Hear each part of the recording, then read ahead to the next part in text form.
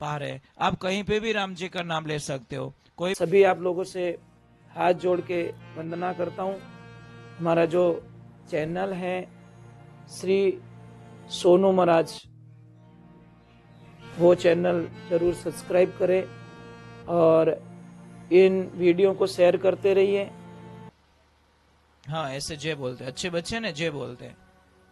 कई लोग ऐसे ऊपर हाथ करके जय बोलते ना, तो लोग क्या कहते हैं पता है, उसको मन में एक वहम होता है, मैं ऊपर हाथ करके जय बोलूंगा, मैं नाचूंगा, मैं हंसूंगा, तो लोग मुझे क्या कहेंगे। एक बात बोलो, मेहनत थाने छोका किया ही कर दिया था। आप कितना भी अच्छा काम कर लो, कितना भी अच्छा काम कर लो, तो अभी लास्ट में क्या बोलेगा, नहीं यार मजा नहीं आया। आप कितना अच्छा खाना बना देना, भोजन बना देना, थोड़ी आवाज कम, कितना अच्छा भोजन बना देना, लास्ट में पूछना, लास्ट में कि भोजन कैसा बना। ज्ञानी आदमी क्या बोलेगा पता है, बहुत अच्छा बना। और मूर्ख आदमी क्या बोलेगा, सब बढ़िया था पण पुड़िया कल्डी गणी और 1.5 किलो खा गया बैठे बैठे। ये अच्छे आदमी की पहचान है, बुरे आदमी की पहचान है। अच्छा आदमी कहीं पे भी कोई काम की निंदा नहीं करेगा, नहीं करेगा, नहीं करेगा, नहीं करेगा। और गंदा आदमी जब तक निंदा नहीं करेगा उसको शांति नहीं मिलेगी, नहीं मिलेगी, नहीं मिलेगी। आप सत्संग में आए हो, सत्संग का पहले अर्थ समझना पड़ेगा आपको। ये सत्संग कोई मजाक नहीं है, सत्संग कोई टाइम पास नहीं है, सत्संग कोई एंजॉयमेंट नहीं है। कई लोगों ने आजकल सत्संग को एक मजाक में ले लिया। सोने को पैसा तो सोने का दे रहे हैं, पर उन खरीद रहे हैं पीतल। यही हालत हमारी हो चुकी है। और एक ध्यान रखना, सत्संग में कभी भी मजा नहीं आएगा, और जहां मजा आता है नहीं वो सत्संग नहीं होती, ध्यान रखना। सत्संग में क्या आता है, आनंद आता है, और आनंद से ब्रह्मानंद बनता है, ब्रह्मानंद से परमानंद बन जाता है। सत्संग में कई प्रकार के प्रश्न होते हैं। सत्संग भी आपने, जो बुजुर्ग लोग वाणी करते थे, एक मुझे प्रश्न का उत्तर दोगे आप लोग, भजन किसे कहते, भजन?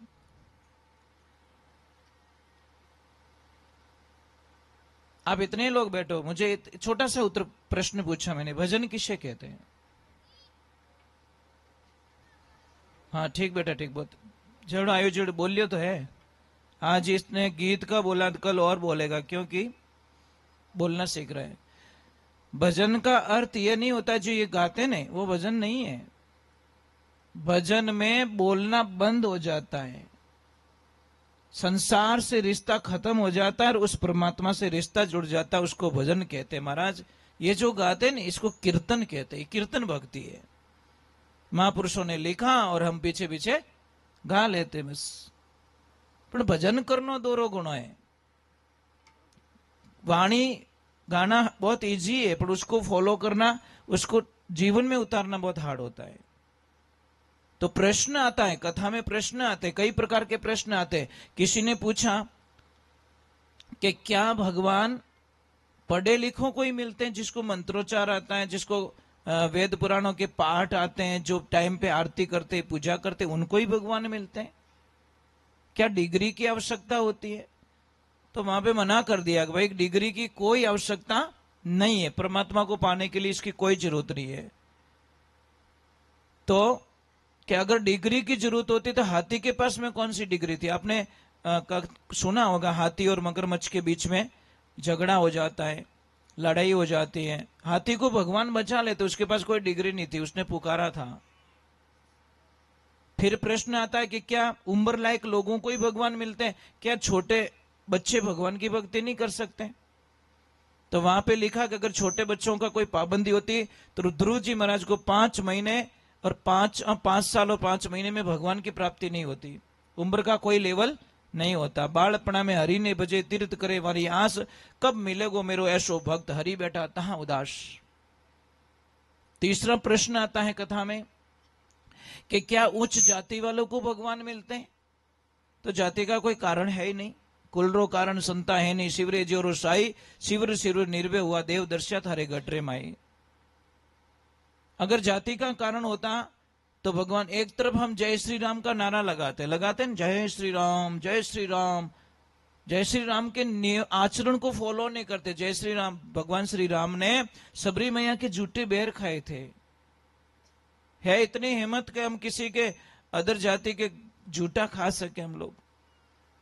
जय श्री राम का नारा लगाना बहुत इजी है, पर उनके आचरण पे चलना, उनके नियमों को पालन करना बहुत हार्डली होता है। ध्यान रखना। भगवान विदुर जी के महाराज वहां पे चले जाते हैं, जो दासी पुत्र हैं उनके घर पे चले जाते हैं भोजन करने के लिए। अगर किसी को भी जाति का अगर अहंकार है कि जाति से कोई आदमी बड़ा होता है, तो ये भूल जाना, जाति से कोई आदमी बड़ा नहीं होता, अपने कर्मों से बड़ा होता है। समझ लीजिए रात को 2:30 बजे, आप एग्जाम्पल दीजिए, रात को 2:30 बजे किसी की तबीयत खराब होती है, आप हॉस्पिटल जाते हो, डॉक्टर बोलता है कि अगर इन माँ और बच्चे को दोनों को बचाना है ना, तो 3 यूनिट खून की व्यवस्था करो जल्दी, ये ग्रुप का है। आप दौड़ के ब्लड बैंक जाते हो, वो खून मिल जाता है आपको। वहां पे जाति पूछते हैं कोई लोग कि कौन सी जाति का है, किस जाति ने डोनर किया, उस डोनर का नाम बताओ। अगर अलग जाति का तो हम खून नहीं लेंगे भाई, हमारी रगों में वो खून नहीं जाएगा, हम तो ऊंची जाति के। नहीं, जाति कोई नहीं पूछता। अनाज की कोई जात नहीं है, हवा की कोई जात नहीं, प्रकाश की कोई जात नहीं है नहीं, भगवान की वनस्पति की कोई जात नहीं है। पेड़ फल देता है ना, तो ऐसे नहीं पूछता तू कौन सी जाति का, मेरे को टच मत करना, अगर तू टच करेगा तो फल खराब हो जाएगा। 5वें नंबर का प्रश्न आता है, बहुत ही बढ़िया प्रश्न है, जो आप आनंद लोगे उसमें, कि एक बात का ध्यान रखें, डिग्री की कोई आवश्यकता नहीं, जाति की कोई आवश्यकता नहीं, उम्र का कोई लेवल नहीं है, तो भगवान कैसे मिलते? 5वें प्रश्न में भगवान को इजीली प्राप्त करने का रास्ता पूछा गया कि जल्दी कैसे मिलते हैं? तो भगवान मिलते हैं भाव से। भाव का भूखा हो, भाव एक सार है, भजता मुझे भाव से उसका बेड़ा पार है। आप कहीं पे भी राम जी का नाम ले सकते हो, कोई पाबंदियां नहीं है। तो एक बात का ध्यान रखें कि 3 आदमी से बच के रहना, ये बड़े घातक होते हैं समाज में।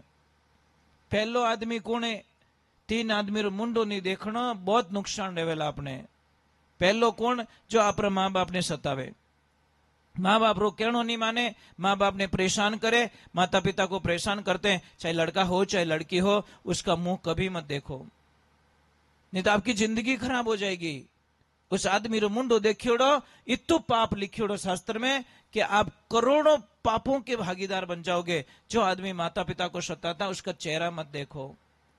दूसरे नंबर, जो आदमी आपके भाई का हक मारता है, भाई रो हिस्सों खा जावे, उस आदमी का मुंह भी मत देखना, बहुत बड़ा पाप है। और तीसरा आदमी तो आप सुनोगे तो गए काम से। तीसरा आदमी कौन है? जो आदमी अपनी बेटी के पैसे ले लेता है ना, उस आदमी के घर पे कभी पानी मत पीना, नहीं तो साहब आपका सारा पुण्य खत्म हो जाएगा। आपने तीर्थ किया, यज्ञ किया, हवन किया, तीर्थ किया, धाम किया, पुण्य किया, उपवास किया, सारा खत्म हो जाएगा। जो आदमी लड़की के पैसे ले लेता है और फिर बाद में खाना बना के भोजन करके पूरे गांव को खिलाता है, तो उसके जैसा ब्रह्म राक्षस दुनिया में कोई नहीं। ब्रह्म राक्षस का मतलब पढ़ा है कभी?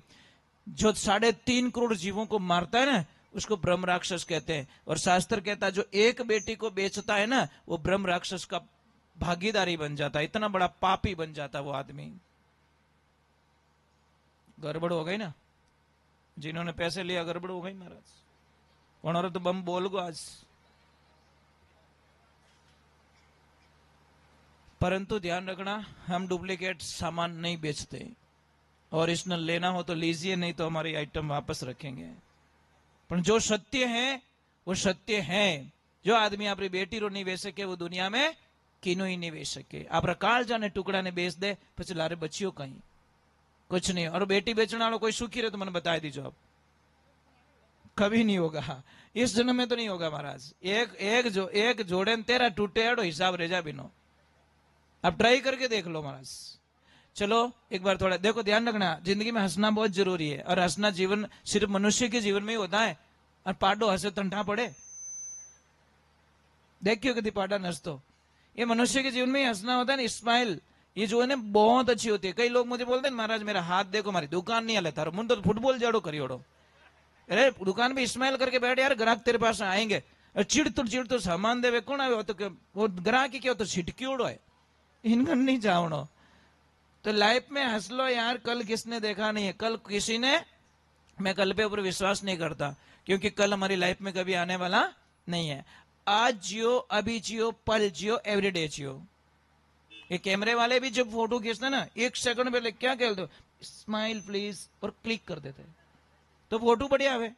एक बार फोटो खींचा कैमरा वाले के अड़ी आओ तो कहीं रियो बा मारो फोटो एडो क्यों आयो रे, तो कैमरा वालों के बा फोटो खींचे पाडा जीव थे उबा, मैं को उबो नहीं, मुंडो भुलाइडो तो मुंडो भुलाइडो, या कैमरो कभी झूठ नहीं बोले, तो एक कैमरा झूठ नहीं बोलता। तो एक ध्यान रखना, हमारा मन रूपी कैमरा लगा हुआ है परमात्मा का, वो भी झूठ नहीं बोलता। आप दुनिया से झूठ बोल सकते हो, अपने आप से झूठ बोल के दिखाओ मुझे। अपने आप कौन, आपो में आप समाया, खुद से झूठ बोल के दिखा दो मुझे। जो आपने कर्म किए हैं, अंदर से आवाज आएगी, नहीं योर नेचर इज रॉन्ग, आएगी आवाज। दुनिया से जो झूठ बोल रहा है पर अंदर तो गंदा है, तेरे विचार गंदे, तेरे भाव गंदे। अरे भाई परमात्मा से छुप नहीं, क्योंकि परमात्मा रो मन रूपी कैमरो फिट कर दियो, इन आगे झूठ हाली ज कोने। जड़ा कर्म करिया सब रिकॉर्डिंग। कई लोग कहीं कहे मैं कमरा बंद करके मोबाइल पे बात कर रहा हूं, अरे मारा बाप कमरो तो बंद है पर कंपनी रिकॉर्डिंग कर रही तेरा, 10 साल बाद में वो रिकॉर्डिंग निकलवा सकते हैं। तो तू यहां से छुप सकता है पर कंपनी से नहीं छुप सकता है, ये परमात्मा का कैमरा। चलो एक बार जय बोलते हैं। और एक ध्यान रखना, मैं आपसे पहले ही निवेदन करता हूं कि ध्यान, सत्संग बड़ी दुर्लभ होती है, देवताओं को भी नहीं होती, मिलती है। मां प्रसाद देवो ने दुर्लभ संत सदाई पावे, दुष्ट जीव दुर्गतरा भारा मिथ्या जन्म गमावे। अरे भाग ज्यारे संत पावना आवे, द्वार कथा सत्संग कल के रिल मिली मंगल गावे। ये तो नसीब होते ना तब संतों की सत्संग मिलती है। संत समागम हरि कथा तुलसी दुर्लभ दोई, सुत धारा लक्ष्मी और पापी रे घरे गणी होई। ये ध्यान रखना, संतों का समागम और उनके मुखार बिन से सत्संग सुनना तो भगवान को भी अच्छा लगता है। बोलिए सत्य गुरुदेव की। अच्छा, आप में से मुझे कौन कौन जानते हो? पहले आया था मैं यहां चैनपुर, है ना, शायद 5 वर्ष हो गए उसको। 5 वर्ष बाद मैं आपके दर्शन करने के लिए मैं वापस आया आपके गांव में। और यहां से पूछा तो बोलते नजदीक ही है, पास में ही, ज्यादा दूर नहीं, 4-5 किलोमीटर होगा, 3 किलोमीटर। चलो एक बार जय बोल देते हैं। और जय बोलो जने कंजूसी मत करना। दुनिया में सबसे सुखी कौन है पता है? जिसका पड़ोसी अच्छा होना चाहिए, चाहे खेत रो पड़ोसी, चाहे दुकान रो पड़ोसी, चाहे घर रो पड़ोसी, चाहे गाड़ी में बैठो तो सीट रो पड़ोसी।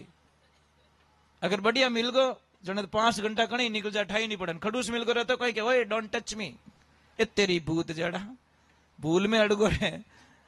घर रो पड़ोसी अच्छो रहता, सुबह उठते ही एक दूसरा देख न हंसे। खड़ूस मिल गो रहता, ए आंखें काटे पाटा ज्यो। पड़ोसी अच्छा तो दिन अच्छा निकलता है। खेतरो पड़ोसी अच्छा रहता, 4 दिन कहीं चले जाओ कोई खतरा। खड़ूस में तो रात रहेरी को ठंडा माँ गाल दे क्या बड़ेगा कौन है, बाढ़ कूद ही बैठो तुम। ये लाइफ है महाराज। इसलिए लाइफ में ध्यान रखना, सत्संग में पड़ोसी बढ़िया चीज है। अड़ी जय बोले तो थारी नींद खोल दे। समझ में आई ना? हो सकता है आप कोई प्लानिंग में जा रहे हो और उसने जय जोर से बोली, और जय बोलते ही हमारा नींद खुल गई तो वापस सत्संग में लाके खड़ा कर दिया उसको। चलो हम भगवान के चरणों में जाते हैं, ईश्वर को, परमात्मा को याद करते हैं। परमात्मा, ईश्वर, मेरे दीनदयाल, मेरे वासुदेव, मेरे कृष्ण, आपको आना है और सबको आशीर्वाद प्रदान करना है। तो भगवान को बुला देते हैं।